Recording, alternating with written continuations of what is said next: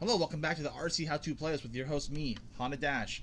And as always, this covers a lot of areas and topics for my channel, such as video game walkthroughs, game reviews, also how-to playlists for RC and Minecraft. And as always, this channel is dedicated to you, the fans that make Honda Dash Productions possible.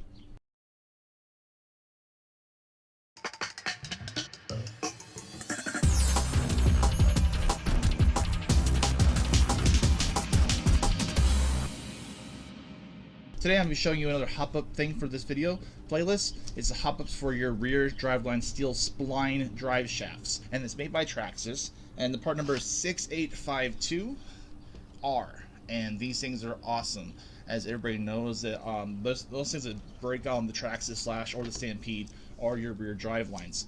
You can do that many ways, jumping it, having your shocks raised up too high so when it bounces down, the drive shafts are kind of bent, so they automatically just break either at the base where the stub axle is or even during the differential itself. So I'm going to be showing you how to install these and make your car a lot more awesome.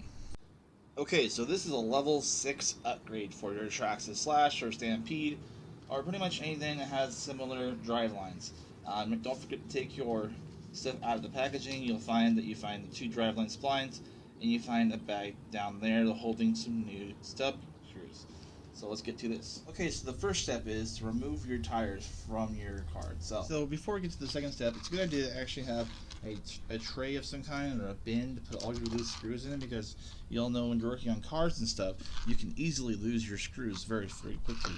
So anyway, the second step is going to be to remove this hinge pin right here that's attached to the A-arm that attaches the bearing carrier to the A-arm itself. So the next step is actually remove the hex that's right here that holds the stub axle in. With the hex removed, you'll notice there's a little pin that's right here.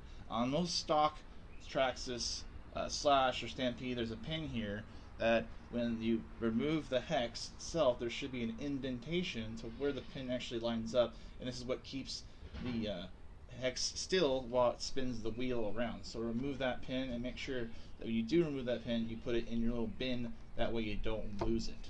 Okay, so with the hex and pin removed, next thing you remove is the bolt here for the camber linkage, and what you're going to use for that is you're going to be using a 2.0 wrench and then removing that out. But do not remove this up here, just remove only this. Okay, so the next step is to actually remove the grub screw that is attached here at the beginning of the rear drive axle. It goes into the rear differential.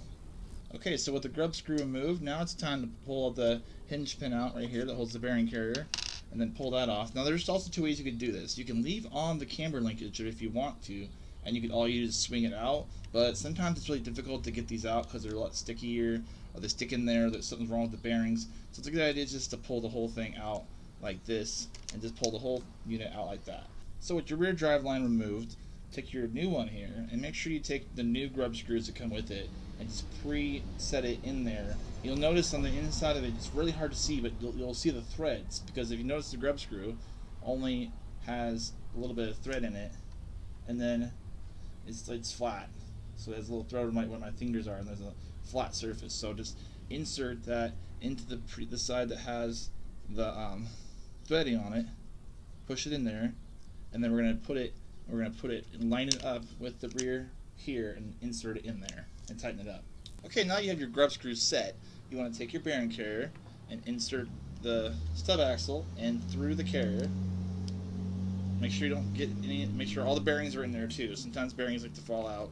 And then take the set here, set it into your A-arm cradle. Alright. Like that. Take your screw that you took out earlier and put it through here. Make sure it goes all the way through the other side, and then you'll tighten that up. Now that I've tightened down this hinge pin right here, I'm going to reconnect the camber bar using that screw that I took out. Okay, now that I've tightened the camber linkage right here, we're going to have to take that washer that we took off earlier, the washer that came on the outside edge. You want to put that in there like this.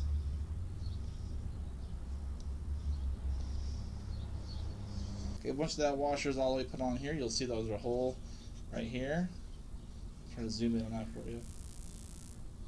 And then what we'll do is we'll take that really fine pin right there, and we're going to insert it into the hole right here.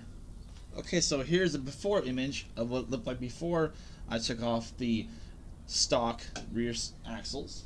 And here's the after. Okay, so that is a level 6 upgrade for your Traxxas slash 4x4. If you have any questions or comments, please leave them down below. Please also subscribe to my channel. Look me up on Google Plus and add me to your circles. That way you know just when I put new videos out and stuff like that. Keep up to date, so I'll do the same. And also, don't forget to follow me on Twitch. It's Honda Dash. Also, if you're on Xbox Live, look me up. Same name. Alright, so it's Honda Dash signing out. If you'd like to leave any comments or suggestions, please leave them in the section down below. Also, if you'd like to see more of my videos, please hit that subscribe button. Also, I greatly appreciate it if you do watch my videos to please hit that like button as well. If you'd like to contact me, I'm on Facebook, Instagram, and Twitter.